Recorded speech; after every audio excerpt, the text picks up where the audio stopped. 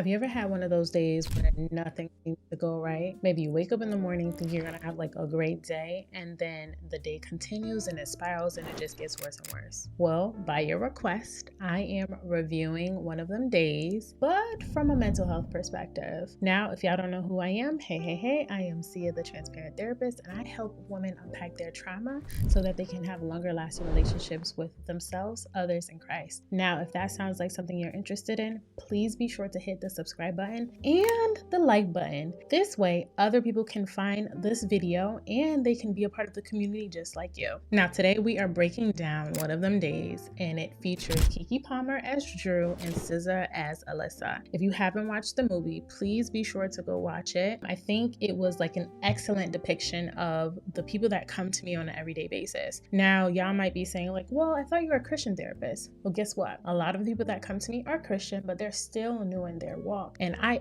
thought this film was just absolutely amazing because a lot of the things that they went through are some things that you probably go through today. Now, as a quick recap, we are looking at a film where it has two best friends, Alyssa and Drew, and they are faced with a trial. They have to get money for their rent because it was stolen by Alyssa's boyfriend, Keyshawn. Now, Keyshawn was a live-in boyfriend, and later on, we realized that he was cheating on Alyssa. Well, the two have until 6 p.m. that day to get the money or they're going to be evicted. Meanwhile, Alyssa is really a creative artist, right? She's actually a little woo-woo. So, because I see her like praying to God, but then I think at one point she was talking about like, help the spirits guide me, and I was just like, okay, right. So maybe she's a little new age, praying to God, very like your typical artsy person if we were to stereotype, which I don't like doing, but like your stereotypical artist who's like doing paintings, work, but doesn't really value themselves. And then we have Drew. She is a manager at she's a waitress at a diner, / she kind of looked like a manager too, and she's hoping to get a promotion. So this is going on in the midst of them trying to figure out ways to get money for their rent. They're doing all kinds of stuff, y'all. They're giving blood. They're breaking into people's houses. They getting into it with like the neighborhood gangster Lolo. They're stealing shoes off of telephone lines. Anything they think they can do to hustle and get the money they need by 6 p.m. They're in full survival mode. But it's not until the end that we see them really coming together and becoming really great anchors of support for one another. Their friendship thrives, and I thought it was just an excellent depiction of what true friendship looks like and support. All right, so let's start with Alyssa and her boyfriend Keyshawn. Like I said before, she is living with Drew, but Keyshawn somehow moved in there, and you can see in like the starting scenes where Alyssa is just so infatuated with Keyshawn, and Drew is over it. She's just like, why is this man shoes all over the place? I can't walk. Why is he still here? She's over it, but she's still supporting her friend. Now, Alyssa is what some of my clients call, and y'all, I'm sorry, but this is what they say, dickmatized, okay? She is so infatuated with Keyshawn, who's clearly doing nothing for her, and the intimacy that he gives her. Y'all might say she's weak, but in psychological terms, we call it limerence, right? So limerence is just a chemical release that happens that impairs your psychological judgment. And we can see this with the chemical bonding that happens when two people have sex with one another. There's oxytocin that gets released. There's also dopamine, which is the reward, right? So your body is really familiar with the dopamine that's released when you're in a relationship with this person that maybe is not good for you, but your body just knows what's happening in the moment. It's not recounting, unless you're full-on self-aware, it's not recounting all the things that happened in the past. It's like, oh, right now I'm getting this reward. Oh, let me release the dopamine. Let me release the oxytocin. You want to be careful, okay? Because for those of you who fall into limerence, you are not using your head. Your judgment is impaired. So these are the people, your home girls, or maybe even you, who are ignoring the red flags. And this is why it's so important. And I like to tell people that covenants are there for a reason, right? So when you get into a marriage, I think God knew all these things would happen. He's the creator, right? So he knew all these things would have happened to us. He knew that once we lay down with somebody or have sex with somebody, these chemical bonding agents would occur. And now every time you're laying down with this person, they could be burning down the city. right? Your body just knows how to create this bond, and it releases this chemical reaction. So there's what's happening there. When you also look at Alyssa, we're looking at the cognitive dissonance. I deep down believe Alyssa knew that he wasn't great. She knows he's wrong, but she keeps telling herself like, oh, he didn't mean it. Like, oh, he's gonna get it together. And she's in like this mental tug of war. How many of y'all can relate? Okay, where you're in this mental tug of war and you're just justifying the betrayal that's occurring. We can also look at the attachment wounds that might have been triggered with Keyshawn's appearance. Let's say maybe Alyssa went through some really hard times and all she knows is abandonment. Well, she is holding on to Keyshawn despite whatever is happening because she feels like, listen, I don't want to lose him despite whatever else is happening. That inconsistency feels super familiar for her. And so she is just doing whatever to keep whatever. Then we have to think about the fantasy versus reality. Does she really like him? Is she really in love? Or does she in love with the ideal of him? And I think Drew kind of hints at this in the film, like, girl, you know you don't really want to be with him. You know you could do so much better. And so it creates this imbalance, right? This fantasy versus reality. I think Drew can see Alyssa's fantasy, but Alyssa is so infatuated that she's thinking, okay, this is my reality. He is a good man. It goes on and off for her, right? Because we also see scenes where she has gone through his phone. She stole his phone. She knows about Bernice, who we later find out that Keyshawn cheats on her with. And she's just like, oh, well, I'm going to keep him around. My question is, why did she keep him around as soon as she found out that he was kind of messing around with Bernice, or that Bernice was even somebody to mess around with in the first place? Now let's move on to the psychological impacts of like cheating and what happens. So when we go back to the betrayal, right? Keyshawn stole from Alyssa. He violated the safety of her home and her space. And though Keyshawn and Alyssa had some good times, and we only see the good times when they're intimate, there are also times in which we're seeing Alyssa just like, I'm gonna talk to him. You know what? I'm gonna tell him he needs to get it together. And then she kind of falls back into like, I really just want to be with him. She is stuck, right? And she's not really having time to really think about how he's cheated on her until she's faced to be evicted. She's in this mode where it's just like, look, I'm about to get evicted. Now I really need to buckle it up. He left her to deal with like all of this emotional turmoil and that financial like instability, which is crazy. Who steals money from their partners? And what's funny is this happens to my clients. And so I thought it was so funny because this is the reality we kind of live in, where we think we're in love with someone and then they show us their true colors. And sometimes we kind of stay with them because of the attachment wounds or an abandonment we have, and sometimes we kick them to the curb. You know, these were real life problems that I'm seeing, and although it was dramatized in this movie, I'm thinking like, oh wow, this must really be occurring a lot for them to make a movie. Now, some of the scenes where they're running through the streets and stuff, that's obviously there for comedic relief. I think that's the word they call it. But listen, if you know you're in a situation with someone that just does not serve you, or someone that is really intending to hurt you, leave. Because now we're seeing Alyssa prioritizing her survival over her heartbreak, which is fine, right? Because she survived, but grieving is completely necessary when we lose something. I always tell my clients, whether you lose a job or you lose friendship, grieving is completely necessary because the body needs that time to recognize what was once there that is now no longer there because it fell into routine at one point.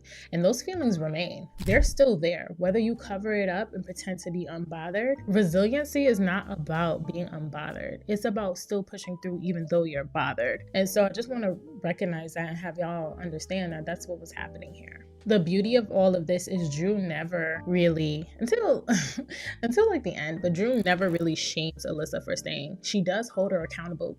Like, she's like, girl, what are you doing? Right? She's not saying like, oh, you're weak, saying it. She's not saying that. She's just like, girl, what are you doing? Now, when we like go back to resiliency and you're seeing like Drew and Alyssa doing whatever they need to do in order to not face eviction, right? So they're giving the blood, like I said, they are hustling sneakers, they're selling them, and then they get duped, right? They're breaking into houses, they're doing all the things, but it's getting them nowhere. And that's kind of like the reality of it, right? That impulsivity it also reflects the world, right? The world doesn't really give us breaks. There is no pause. It just keeps going and going, and we have to move with the flow of it. But we also have to have a plan, right? So sometimes resiliency is not really clear. Sometimes it looks like you crying in the bathroom but coming out with a plan. Sometimes resiliency might be like you crying and thinking like you're gonna fail, but really you still show up anyway, right? All those times you're shedding tears in the shower or crying on the bathroom floor, you're coming out with a plan and you're moving forward. And that's what resiliency looks like. You want to acknowledge like, hey, these things are really happening for me. It's really not about perfection. It's about how you're moving forward and how you can pray and ask God to really give you guidance and wisdom. I say this all the time. His word says, like, if you ask for wisdom, I will give it to you with no fault, right? And so in these times where we're even looking at Alyssa and Drew in their situation, could they have stopped and prayed? I mean, y'all, I get that this is a film, but I'm also speaking to the person on the other side of the screen who might have a friend or who might be in a situation where it's just like, I don't know how to get out of it. You can go ahead and pray and ask, and don't be in this cognitive dissonant state where it's just like, well, my words say one thing, but my behavior say something else. If you have a man and him give you bon, you need to leave. Okay? Translation: if you have a man and he is cheating, leave. Okay. Obviously, there are other situations too, right? So if we're talking about marriage and, you know, there are things happening, like it's not one size fit all, but if you definitely know you have the situation that you could even possibly get into and there's possible red flags and you're just ignoring them, there's something else needs to happen. So when we're also thinking about resiliency, we're thinking about how resilient Drew is. Right? So Drew, she has this job at the diner and she's just like, look, I want to up-level myself, but she doesn't really have the credentials to do so. Well, she has this interview and she goes on this interview and my girl is killing the interview, okay? And we're talking about, she went in there, she bossed up, she was just like, even though I don't have the credentials, I'm going to show them who I am and I'm going to get this job no matter what. So you have the two of them, like the two people from the company interviewing her, and they're telling her they're really impressed with her. You know, as the interview is ending and they're getting ready to walk her out the building, we see Alyssa outside, and Alyssa is getting beat up by Bernice. Now, if you remember earlier, Bernice is the girl, Keyshawn, Alyssa's boyfriend, who are cheating on Alyssa with, right? So Bernice, she's basically beating them. Well, she's ready to fight and she beating up Alyssa because Alyssa and Drew earlier on breaks into the house because they thought Keyshawn still had the money, right? I didn't say this earlier, but Keyshawn stole the rent money because Alyssa gave Keyshawn money to pay the rent with, and he was supposed to give it to Uche. Uche is the landlord of the complex. Well, Keyshawn never got or gave the money to Uche. He did God knows what with it. I forget what he said. I think he did some kind of investments that flopped, whatever. And so they broke into Bernice's house earlier that day and tried to look for the money, couldn't find it. Bernice figured out like they're in the house and they trashed the room to try to get away. So now Bernice is like, oh, you're not gonna clown me, because as they're running away, Bernice gets embarrassed because I think she runs into some car door and everybody's watching her. It's a digital age, right? So they recorded it. World star, whatever. Right? It's so funny because if y'all hear the comments, I'm just like, this is the reality. If y'all live in a hood or an urban community, this is what people be saying.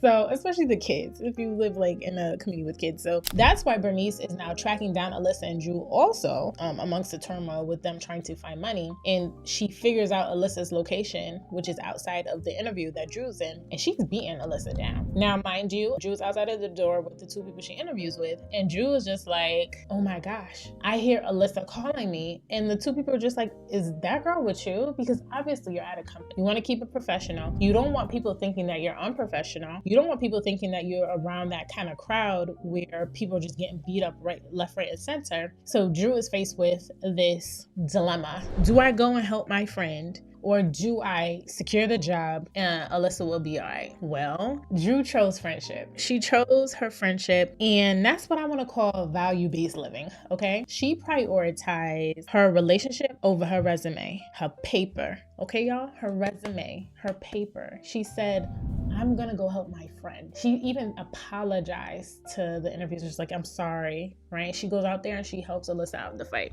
They also both like get beat up, but that's where you see the true relationship grow. And that's support. Who doesn't want a friend like that? That's showing resiliency. She was resilient in the fact that, hey, look, I could have got this money, but I'm choosing my friendship because I value-based living, right? I value relationships over the revenue. So when she honors this relationship, they kind of move forward. The unfortunate thing is they kind of get into this spat, right? And we're moving through and we're realizing like Lolo, that neighborhood killer, gangster, whatever you want to call him, he ready to fight because they also stole some shoes out of his neighborhood. Or not stole, they were hanging on a phone line and they took it down. They're going through all of this, y'all. They're going through the thick and thin, and they're in survival mode. They're doing what they have to do. This leads me to what happens when we're in financial stress and the anxiety that comes with it. Do you think that they would have climbed up on telephone poles to get some sneakers if they weren't in this financial stress? No, right? Typically when people are facing financial stress, they are in survival mode, one, but they're willing to do whatever, whenever to make ends meet. And that's why sometimes we'll see people in communities who are stealing a lot, people who are doing things out of the ordinary, because there's a part of the brain, your logical side of your brain kind of gets shut off because you're highly emotional. Emotional in the fact that I'm so anxious where I'm not even thinking logically anymore. I'm thinking, what do I have to do in order to get the money I need to survive or keep a roof over my head? We're seeing the rent clock tick, okay, for them. All right, it's literally ticking down the whole entire movie. And it kind of mirrors how survival looks for all of us, right? And how it impacts the nervous system. It's just like, oh, time is running out.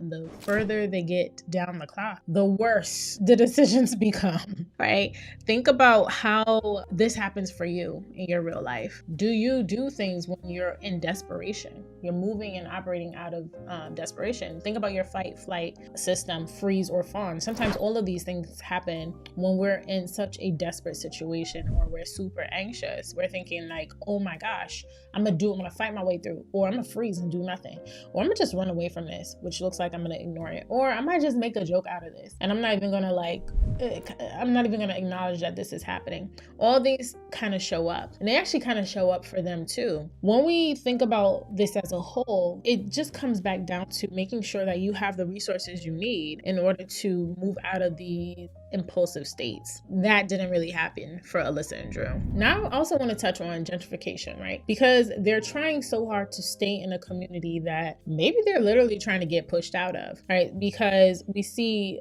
Uche, he's not taking care of the facility, all right? Every time these homegirls close the door, more of their ceiling falls on the floor. They live in the projects, right? But what's so interesting is to see the community as a whole recognizing that maybe Uche is trying to gentrify the place because he, I guess, rents out a unit to a white lady, and they're all talking about like, oh my gosh, we're trying to get pushed out. And that white lady's apartment 1,000 times better than anybody else's apartment. And we're talking about the community aspect of this and the racial microaggressions against people of the same kind as well. This happens in everyday life, right? You think about maybe certain areas where it's highly populated with minorities and rent goes up. Those people get moved out. More people with a higher financial background moves in. And then slowly you kind of see the culture dissipating. This is something I think the film kind of illustrates too, just very subtly. But we see why it happens, but we also can see how community is involved and how it becomes a backbone for a lot of them, because you see a lot of the community aspects where in the beginning scenes you also see Drew, she goes, I thought this was her house to begin with, but she goes into this lady's house and she's like getting snacks, and then you see Maniac, which is like Drew's crush, coming in and also getting snacks, and I'm like, oh, this is not their house, you know, this is like community share, which is so amazing because we know it takes a village. And so just the added stress of navigating their identity and the survival of gentrification is all the things that have to do with like community support. And I think Issa did this film, and I think Issa used to live in LA too, or just knows a lot about it. And I know gentrification is one of those big things there. So if we also think about the community care aspect, do you have a community, right? It kind of boils down to this. I don't know if the fate of Alyssa and Drew would have been so successful if they didn't have a community. Because what did they do? In order to survive, Alyssa had her art. started to be sold. Like they sold it in the courtyard, right? And that's because Drew pushed her and helped Alyssa recognize her value. She was just sleeping with Keyshawn. She didn't really care about her art. She was making art, right? But it was just like, oh, I don't really got nothing else, so I'm gonna just do what I gotta do, right? But it wasn't until Drew was just like, look, Alyssa, I've been telling you, your art is amazing. And so they start selling her art, and that's how they come up with the money. That's when Lolo comes, just like, give me my money, right? And if it wasn't for the community, first of all, they wouldn't have nowhere to live, right? Because it was based on Maniac and somebody else calling to say like, look, Lolo's here, that he was able to be taken away, right? If it wasn't for a community where everybody was spreading the word, like, look, Alyssa is having her art sold, they wouldn't have got the money. Community means so much. And if we don't have it, sometimes we feel at a loss, right? Because that's what really kept them going, their surroundings and their support. In all, y'all, I really enjoyed this. If you don't take anything away from this, the main thing I want you to take away is limerence, okay? Do not be clouded by infatuation, so much so that the dopamine, the oxytocin, everything that gets released clouds your judgment and makes you feel, or gives you impaired judgment, okay? Especially when you're in a really hot situation or a tight situation that you need to get out of. Be aware that your body is fighting against you, but your thoughts have to be stronger. As a man thinketh, so is he. That's what the Bible says. It makes a lot of sense, right? So take that away. And then the second part is community. Make sure you really have some really good friends and supports around, because without it, who are you? And that's why I said in this community here on YouTube, I love giving y'all the real. I know you guys are watching a lot of these things. You're living a lot of these things. So I would really love for y'all to join the community. Hit the like button so other people can join in on a conversation, okay? Have y'all seen a movie? Are you going to watch a movie? Have you been in a situation like this? Let me know in the comments below, because listen, y'all, it only gets better. And if you have not already, make sure you also go check out my apple cider vinegar breakdown, because it gets real there too. I break down a lot of the things that happen in our brains and how sometimes our brains falsify our reality. All right, y'all. If you haven't already, I also have a book in the description and completely free to you. It's Cure My Anxiety, Lord, where I give you free tips mixed with scriptures on how you can reduce the anxiety you might be feeling. All right. Walk good. Keep the vibes high. I'll see you in the next video. So click the next video, because trust me, it's going to help. Bye.